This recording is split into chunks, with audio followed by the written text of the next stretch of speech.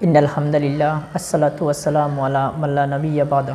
আসসালামু আলাইকুম ওয়া রাহমাতুল্লাহি ওয়া বারাকাতুহু। আজকের ভিডিওর বিষয় হলো লাইলাতুল বরাত অর্থাৎ শবে বরাত বা হাদিসের ভাষায় যেটাকে বলা হয় নিসফে মিনাশ শাবান, শাবানের মধ্যবর্তী রাত। ওই রাত্রিতে আল্লাহ রাব্বুল আলামিন দুই ধরনের মানুষকে ক্ষমা করে দেবেন না। জাস্ট অনলি ফর দুই ধরনের মানুষকে হাদিসের মধ্যে উল্লেখ রয়েছে যে দুই ধরনের মানুষকে আল্লাহ রাব্বুল আলামিন এই লাইলাতুল বরাতের রাত্রিতেও মাফ করে দেবেন না। তো ওই বিষয় নিয়ে আপনাদের সামনে আজকের ভিডিওতে আলোচনা করব যে কোন দুই ধরনের মানুষ রয়েছেন যাদেরকে আল্লাহ রাব্বুল আলামিন লাইলাতুল বরাতের মধ্যেও বরাতের রাত্রির মধ্যেও মাফ করে দেবেন না। তারা যা ইবাদত করুক, তারা যদি সারাদিন রোজা রাখে, তারা যদি সারা রাত্রি নামাজ পড়ে আল্লাহর ইবাদত করার চেষ্টা করবে, কিন্তু তাদের দুইটা ক্যারেক্টার রয়েছে বা দুইটা বৈশিষ্ট্য রয়েছে, খারাপ ক্যারেক্টার, দুইটা খারাপ বৈশিষ্ট্য রয়েছে।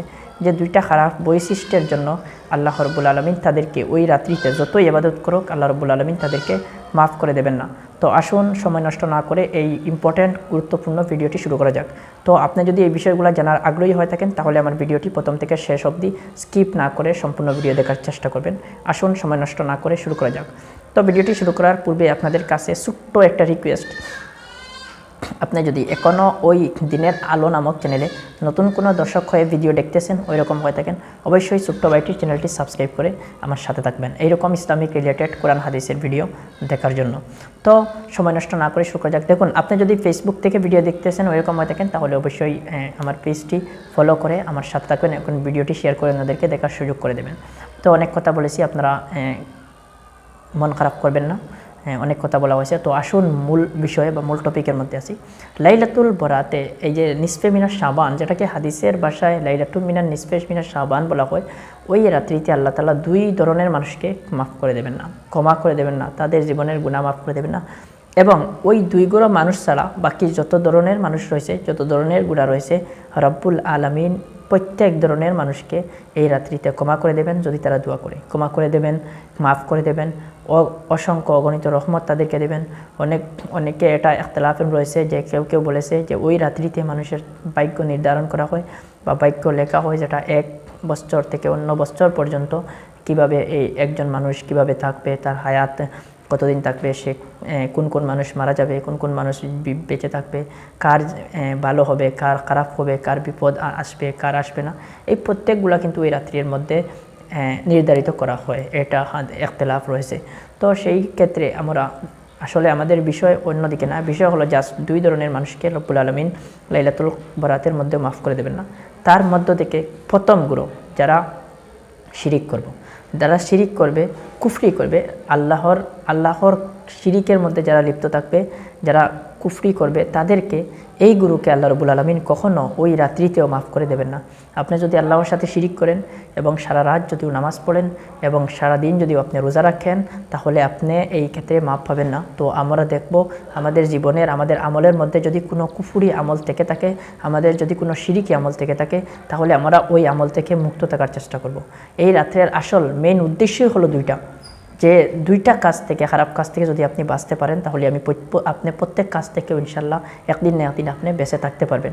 সেই দুই কাজের মধ্যে প্রথম হলো আপনি আল্লাহর সাথে কাউকে যদি শিরিক করেন ওই ক্ষেত্রে আপনি কখনো আল্লাহর কাছ থেকে মাফ পাবেন না।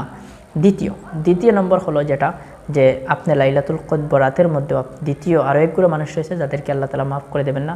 সেগুলো হলো হিংসুক মানুষ, যাদের অন্তরের মধ্যে, যাদের দিলের মধ্যে হিংসা রয়েছে, যাদের দিলের মধ্যে তকব্বুরি হিংসা রয়েছে, যারা অন্যদেরকে এগিয়ে যেতে দেখলে তাদের মনের মধ্যে হিংসা বেড়ে যায় এবং তারা সেটাকে ঝাড়তে পারে না, যে আমার থেকে অন্যজন বেরিয়ে গেল এবং আমার থেকে অন্যজন এগিয়ে যাচ্ছে, আমি এখনও নিচে রয়েছি।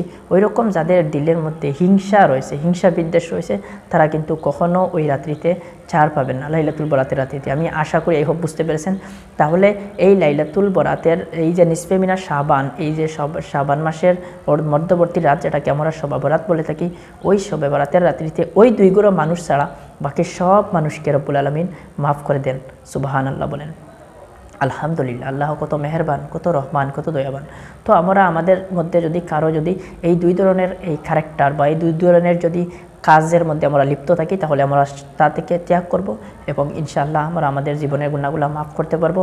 কেননা হাদিসের মধ্যে উল্লেখ রয়েছে মা তাকাদ্দামা মিন জাম্বিহি, তার জীবনের প্রথম থেকে শুরু করে এখন অবধি পর্যন্ত যত গুনাহ রয়েছে প্রত্যেক গুনাহ, সব গুনাহ আল্লাহ রাব্বুল আলামিন মাফ করে দেবেন।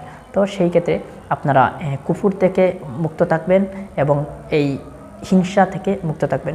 দেখুন, যাদের মধ্যে হিংসা থাকে, হিংসা এমন রয়েছে যে যেরকম লোহা যেরকম একজন মানুষের যেই রকম লোহার মধ্যে যে সময় যেটাকে জঙ্গার বলা হয়, মরচে যাওয়া বলা হয় শুদ্ধ ভাষায়, আমরা গ্রাম বাংলার ভাষায় যেটাকে জঙ্গার বলি, এই লোহাকে যেভাবে জঙ্গার একদম খেয়ে নষ্ট করে ফেলে, অনুরূপভাবে একজন মানুষ যতই আমলি হোক, যতই ইবাদত করুক, তার ভিতরে যদি যার্রা পরিমাণ হিংসা থাকে তাহলে রব্বুল আলামিন তার ভিতরের, তার অন্তরটা, তার নফস সেটাকে এই জংরে পড়া, মরচে পড়া যে লোহাকে যেভাবে ধ্বংস করে জঙ্গার, অনুরূপভাবে দিলকে হিংসা ধ্বংস করে নেয়। তো সেই ক্ষেত্রে এটা থেকে আপনি মুবতলা থাকবেন, বেঁচে থাকবেন, এটা থেকে আপনি বেঁচে থাকবেন, আপনি আপনার দিলের মধ্যে হিংসা নেবেন না।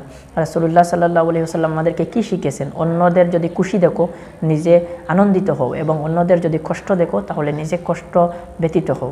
যদি দেখো কোনো মানুষ এগিয়ে যাচ্ছে, তুমিও খুশি হও, তার জন্য আরও মঙ্গল কামনা করো, ভালো কামনা করো। সেই ক্ষেত্রে আপনি হিংসা মনের মধ্যে আনবেন না। কেননা আমাদেরকে রাসূলুল্লাহ সাল্লাল্লাহু আলাইহি ওয়াসাল্লাম এই আদেশ দেন নাই। রাসূলের আদর্শ হলো আমরা অন্যের যদি খুশি দেখি, ভালো দেখি, আমরাও খুশি হব। অন্যের যদি কষ্ট দেখি আমরাও ব্যতীত হব এবং তার কষ্ট থেকে আমরা তাকে কীভাবে বাঁচানো যায়, তাকে অন্য যদি বিপদের মধ্যে পড়ে আমরা কীভাবে তাকে বিপদ থেকে মুক্তি করব ওইটা দেখব। কিন্তু আমরা অন্যের বিপদ দেখে যদি আপনি খুশি হন, অন্যের যদি ভালো দেখলে আপনি খারাপ হন, আপনার ভিতরে হিংসা আছে, তাহলে সেই ক্ষেত্রে শবে বরাতের রাত্রিতেও এই ধরনের এইগুলো মানুষকে আল্লাহ তাআলা মাফ করে দেবেন না। তো আজকের ভিডিওটি ওইখানে সমাপ্ত করতেছি। ভালো থাকুন, সুস্থ থাকুন, দেখা হচ্ছে নতুন কোনো ভিডিওর মাধ্যমে। এবং ওইরকম ইসলামিক ভিডিও দেখার জন্য, কোরআন হাদিসের ভিডিও দেখার জন্য অবশ্যই আমার বাইটির চ্যানেলটি সাবস্ক্রাইব করে সাথে থাকুন। আসসালামু আলাইকুম ওয়া রাহমাতুল্লাহ।